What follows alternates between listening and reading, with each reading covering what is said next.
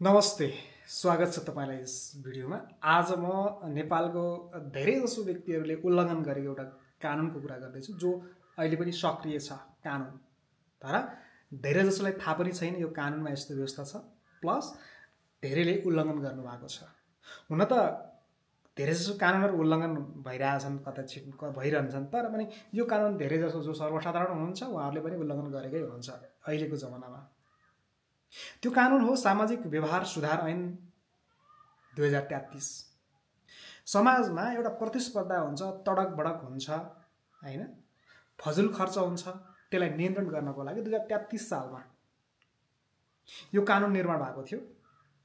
हुन त 72 सालसम्म यसलाई संशोधन गरेको देखिन्छ, तर पनि यसका केही प्रावधानहरू छन् जो अहिलेसम्म चेन्ज भएको छैन र त्यो अहिले पनि लागू छ। तपाईले यी कुराहरुमा ख्याल गर्नु भएन र कसैले केही गर्यो भने तपाई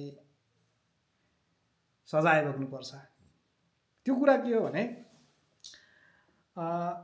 एउटा त सामान्य कुरा भइहाल्यो।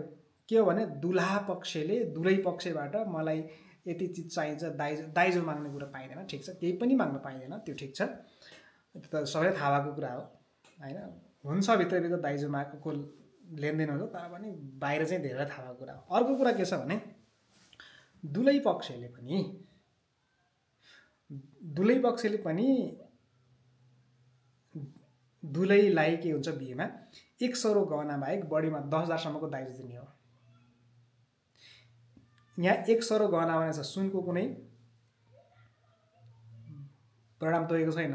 1 सरो गहना हाल्दिने र बढीमा 10,000 को दाइजो दिने भन्छ। त्यसो नगरेपछि त्योभन्दा बढी भयो भने के हुन्छ अरे? त्योभन्दा बढी भएपछि जफत हुन्छ।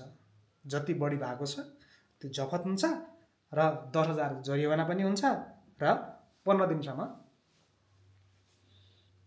कैद पनि सजाय हुने व्यवस्था छ। कानुनमा लेखेको कुरा हो। अर्को के भन्छ, अब भोजको कुरा गरौँ। अब भोजमा त त्यही हो 51 जना। नजिकका नातेदार बाहेक अन्य छरछिमेक र इष्टमित्रलाई कति हुनु पर्यो? टोटल छरछिमेक र इष्टमित्रको संख्या कति हुनु पर्यो? 51 जना। यहाँ 52 जना भएपछि नि कारबाही लाग्ने भयो, कानुन लाग्ने भयो नि त। किन यहाँ त तोकेरै भनिदियो 51 जना। त्योभन्दा कम ल्याऊ, बढीमा 51 जना, त्योभन्दा बढी नबोलाऊ। यहाँ 52 जना भयो भने कानुन लाग्न सक्छ। कानुन के लाग्छ त भने 20,000 जरिवाना वा 15 दिन कैद वा दुवै लाग्न सक्छ। गर्नुपर्ने हो। अब विवाहमा अब दुल्हा पक्षको कुरा गरौँ। दुल्हा पक्षले बढीमा 3 जोर कपडा र 1 सरो गहना भन्छ। दुलैलाई है, फेरि दुलैलाई बढीमा 3 जोर कपडा र 1 सरो गहना हाल्दिएपछि हुन्छ। त्यो म फुपू हौँ, म सासू, म कान्छी आमा, माइली आमा, जेठी आमा, अर्को अगडम बगडम, त्यो गरेपछि कानुन लाग्ने रहेछ। दुलैलाई बढीमा 3 सेट कपडा र 1 सेट गहना हाल्ने हो। यहाँ त चलन बिग्रिसकेको छ, भनेको योभन्दा धेरै माथि पुगिसकेको छ। यहाँ त विवाहको लागि सालको पात टिप्न जाँदा पनि जाने जो व्यक्ति छ उहाँलाई पनि कपडा दिइन्छ क्यारे। अरू त कति हो कति छोडिदिनुहोस् कुरा। अब त्यसो भयो भने यो कानुनले के भन्छ भने बढीमा 30,000 सम्म जरिवाना हुन सक्छ, 30 दिनसम्म कैद हुन सक्छ वा दुवै हुन सक्छ भन्छ। यो त छोड्दिउँ, यो त बिहेको कुरा हो। मान्छेले के गर्छ, यहाँ के लेखेको छ भने छैठी, न्वारान, जन्मदिन, पास्नी, चुडाकर्म, बुढो पास्नी, यी यावत कुराहरू यिनीहरू छन् नि। यसमा पनि नजिकका नातेदार बाहेक 25 जनालाई बोलाउने हो। त्योभन्दा बढी 1 जना 26 जना भयो भने फेरि 10,000 जरिवाना लाग्छ, 7 दिनसम्म कैद बस्नुपर्छ वा दुवै हुन सक्छ। यही लेख्छ के अरे ऐनमा त हैन। विशेष गरी यहाँ के मनाउने चलन छ? जन्मदिन त मनाउने छँदैछ, न्वारान हुन्छ, छैठी हुन्छ, पास्नी हुन्छ, चुडाकर्म हुन्छ। यहाँ अब के हुन्छ के हुन्छ। अर्को अब मुख हेर्नेको पनि रेट तोकिदिएको छ। जस्तो विवाह पश्चात छोरीले सन्तान जन्माए, नाति नाति नजन्मे भनौँ न सिधा कुरा, अथवा कसैलाई कसैको सानो बच्चा नयाँ बच्चा छ मुख हेर्न जानु पर्यो भने के लेख्छ भने बडीमा 10 रुपियाँ राखेर मुख हेर्ने हो है, त्योभन्दा बढी राख्न पाइँदैन। बच्चाको मुख हेर्न जानु पर्यो भने 10 रुपियाँ राखेर हेर्ने हो, त्योभन्दा बढी राख्यो भने सजाय हुन्छ। कानुनमा यो चाहिँ सक्रिय कानुन हो, अहिलेसम्म यो निस्किने छैन। अब यदि तपाईँ सम्धि सम्धिनीको त्यो ढोक फुकाउने व्यवस्था छ नि, कुन कुन समुदायमा छ म त्यो कुरा त्यसको लागि भनेको छ। यहाँ सम्धि सम्धिनीको ढोक फुकाउँदा के गर्ने त, यसको रेट कति छ त त्यो हेर्नुहोस्।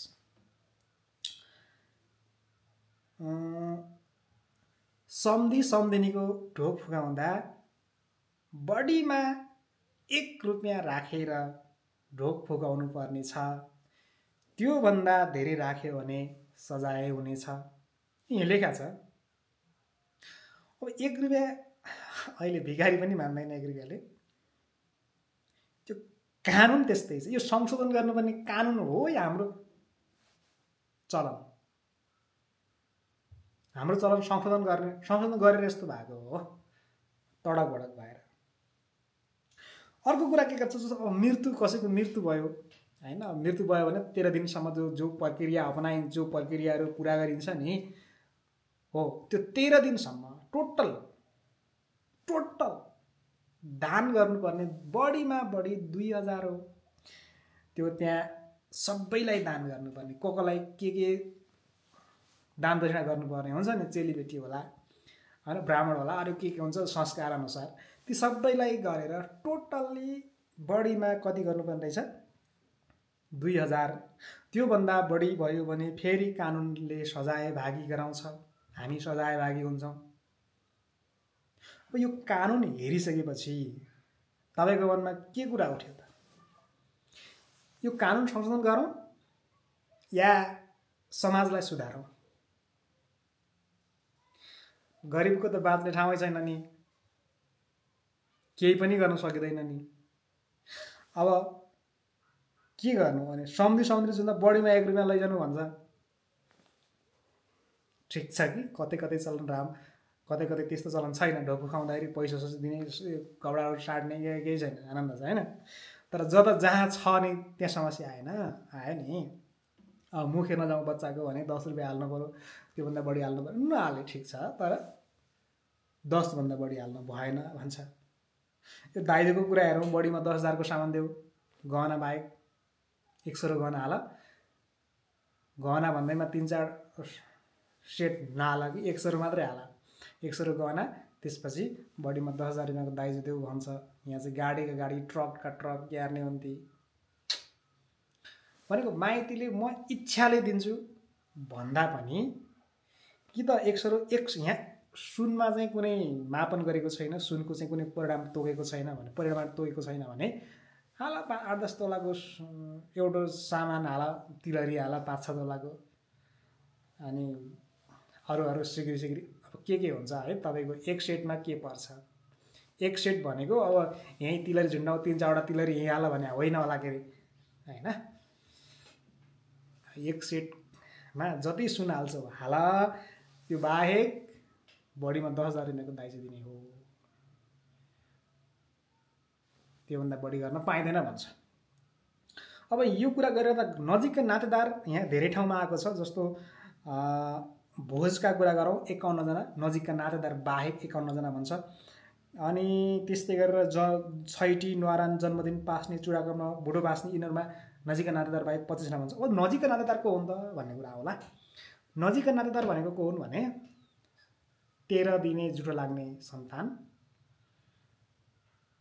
बाबुतर्फका 4 पुस्ता, आमातर्फका 4 पुस्ता भनेको आमातर्फका को आमाका भाइ बहिनीहरू, मामा छेमाहरू, अनि बाजे बजैहरू र उहाँ बाजे बजैको बुवा आमा, त्यस्तो लाइन जान्छ। अब बाबुतर्फका भनेपछि बाबुतर्फको 4 पुस्ता त्यो त सिधै छ। यी बाहेक भोजमा चाहिँ अन्य जुन इष्टमित्र हुन्छन् नि त्यो अनि छरछिमेकलाई 51 जना र अन्य त्यो छैटीहरूमा चाहिँ 25 जना भनेको छ। या त यो चलन यही ठाउँमा ल्याउँ होइन भने यो त कानुन लाग्ने रहेछ। अब यो कानुन कस्तो बेला लाग्छ भन्ने नि आउँछ एउटा प्रश्न। कस्तो बेला आउँछ? कुनै व्यक्तिले उजुरी गर्यो 35 दिनभित्र, तपाईँले धुमधाम बिहे गर्नुभएको छ, ठिक छ, दुवै पक्ष राजी खुसी, माइतीले पनि टन्नै के अरे दाइजो दिएछ, ठिकठाक छ, अनि दुला पक्षबाट पनि टन्नै सामान पेलेको छ होइन। भनेको सारा त्यो फुपू सासू, अर्का सासू, यसा म आमा, फल्ना आमा, एटा गुल्दा सारा चिजलाई मजाले सबैलाई के दिनुपर्ने दिएको छ। त्यसपछि जोस् मजाले गरे बिहे चाहिँ। अब धनी थिए, कुनै व्यक्ति धनी थिए गरे, तर कुनै व्यक्तिले त्यो बिहे भएको 35 दिनभित्र उजुरी गर्यो भने कानुन त लाग्छ। यो सरकारवादी मुद्दा हुन्छ। फेरि कसैले उजुरी गर्यो भने त्यो सरकारवादी मुद्दा हुन्छ। सरकारवादी मुद्दा भनेको बुझ्नु भएको छ होला मैले भन्दा बढी, किनकि मैले कानुन पढेको छैन। सबै जफत हुने हो मेन कुरा त, त्योभन्दा बढी गएको छ। सबै जफत हुने, जफत भनेको बुझ्नु भएको छ होला, र सजाय पनि हुने, जरिवाना पनि हुने। भनेपछि जसले यस्ता कामहरू गर्दै हुनुहुन्छ, गरिसक्नु भएको छ भर्खर यो 35 दिन अगाडिदेखि 35 दिनभित्रदेखि अब केही गर्दै हुनुहुन्छ भने सचेत हुनु होला। कसैले त्यो गर्यो भने गाह्रो छ। कानुनमा रहेछ, मैले पनि यसो हेर्दै जाँदा भेटाएको। यो कानुन संशोधन पनि भएको छ। र यस्तो नगर भन्ने अधिकार, यस्तो गर्नु हुँदैन है भनेर सम्झाउने अधिकारलाई फेरि स्थानीय तहलाई दिएको रहेछ। स्थानीय तहले ल है तिमी बढी फजुल खर्च गर्दैछौ भने स्थानीय तहले वडा कमिटी, वडा समिति के भन्छ, वडाको टिम, स्थानीय तहको टिमले चाहिँ भन्नुपर्ने रहेछ तिमीहरू यस्तो नगर। अब यहाँ हाम्रो समाज अर्कै छ। हाम्रो समाजमा त बिहेमा गएर 50 रुपियाँ टिका लगाइदिउँ भने पनि लाज लाग्ने अवस्था आइसक्यो। दुलादुलैलाई त अब हेऱ्यो अरूले मजाले हालेको छ, 100 का नोट हाले पनि 3-4 वटा कम्तीमा हालेको छ एकजनालाई। कानुन यस्तो छ, त्यहाँ त्यस्तो छ समाजमा। यो बिचको जो डिफ्रेन्स छ त्यसलाई साँगुरो बनाउन आवश्यक छ। जे कानुन कि त कानुन सुधार कि त भने समाज सुधार है त। हवस्, यति भन्छु, लाग्छु। नमस्ते।